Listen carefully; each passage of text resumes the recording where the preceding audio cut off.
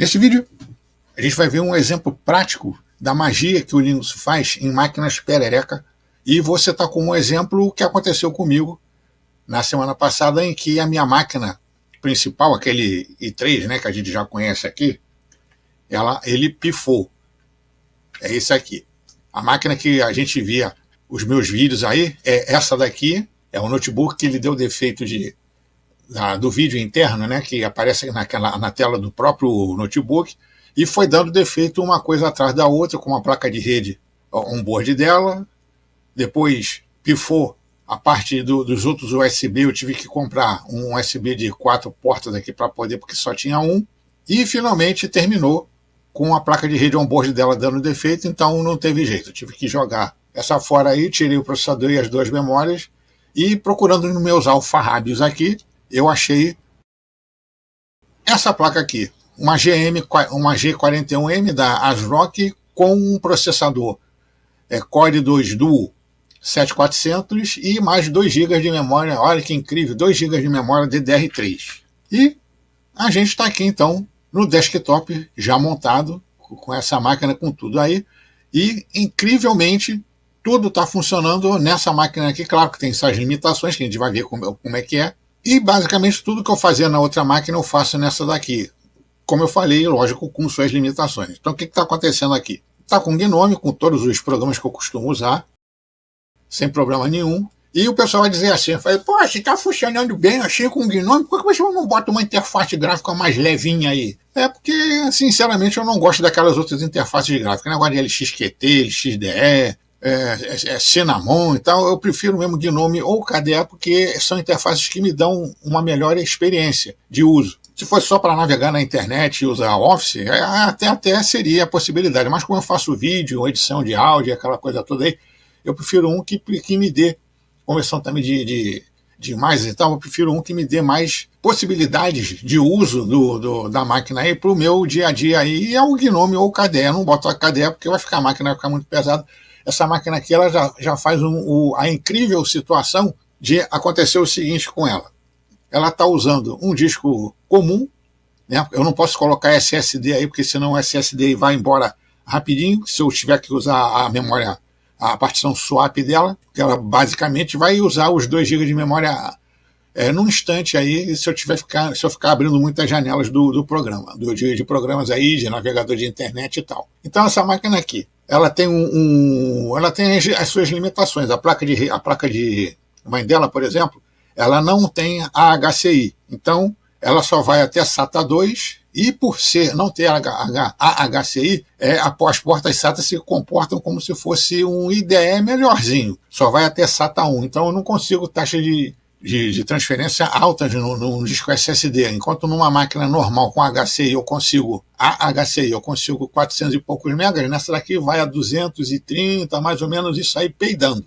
E dentro dos 2 GB de memórias incríveis que ela tem, quem estiver duvidando, está aqui, ó, o processador é um Intel 7400, caixa de 4 MB, a placa-mãe é uma ASRock G41VS3 e tal, já posso até fechar isso aqui, e o sistema que eu estou usando, eu testei tanto no Arch como no Debian. Nesse aqui eu coloquei o Debian, no caso, no SSD eu coloquei o Arch, mas está guardado lá para emergência. Então está aqui, ó, o Debian, 2 GB de memória, disco de 1 TB, que eu já tinha aí também guardado, usando o sistema de janela X11, o Gnome ainda é o 43.9, né, porque eu não botei o Trix, e eu tive que fazer uma série de coisas aqui para poder continuar fazendo, mas sem perder muito da qualidade do que eu faço, que é, por exemplo, diminuir também a resolução de vídeo, para evitar a perda de quadros quando estivesse fazendo captura de vídeo.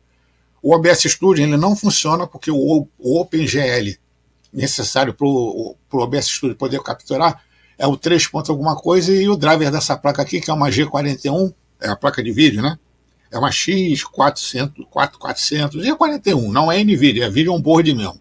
Precisa do OpenGL 3 ponto tal, que só vai até 2 ponto tal, mas tem os programas que fazem a captura bonitinho, por exemplo, com o Record, Simple Screen Record, ou como eu estou fazendo aqui, usando terminal. A gente pode ver aqui que, apesar de estar fazendo captura de vídeo, o processador não está tão fudidão, a memória normal dela, a memória RAM, né, antes de começar a usar a memória ZRAM, que é um pedaço de memória guardada na RAM, que é comprimida.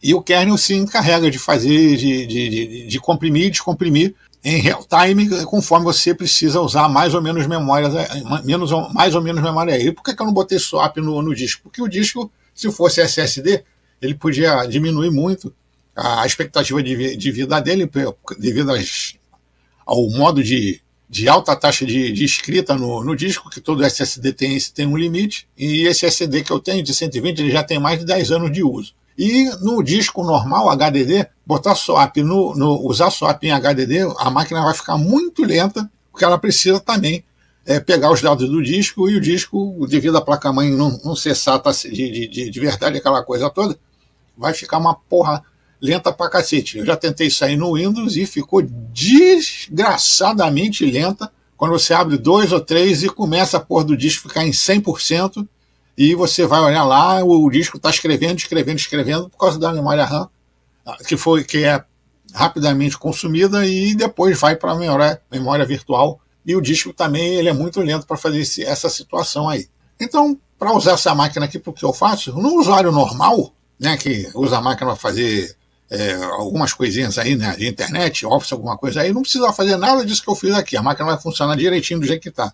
Mas, para os meus afazeres aqui, enquanto eu não faço uma coisa melhor de hardware, é o que está dando para fazer, e inclusive esse vídeo aqui está sendo feito nessa máquina, obviamente, né? Porque a maioria das máquinas que eu, por assim dizer, monto para colocar em telecentro comunitário, vem tudo de reciclagem.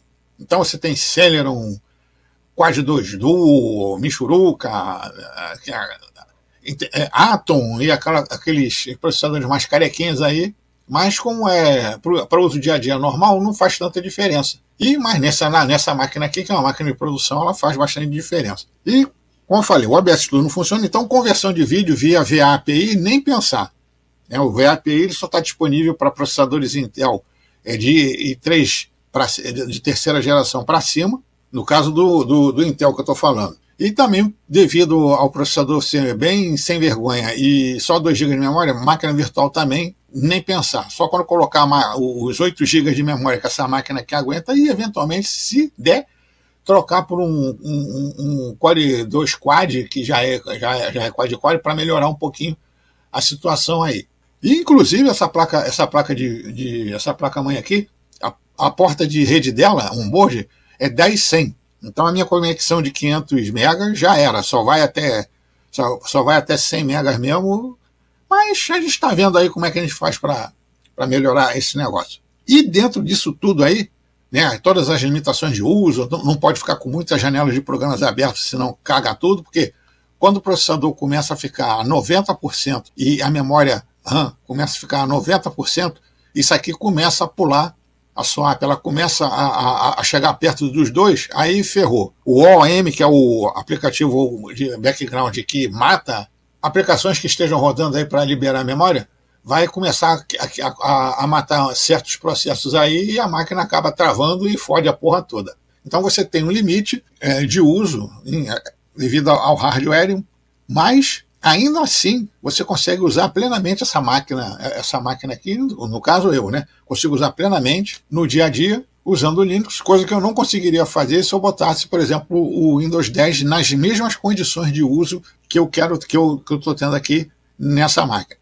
Aí vai ter aqueles que falam assim, mas eu tenho um computador não sei o que, pior do que essa porra aí que tu usa, o meu computador não é nem perereca, é girino, é pior, né?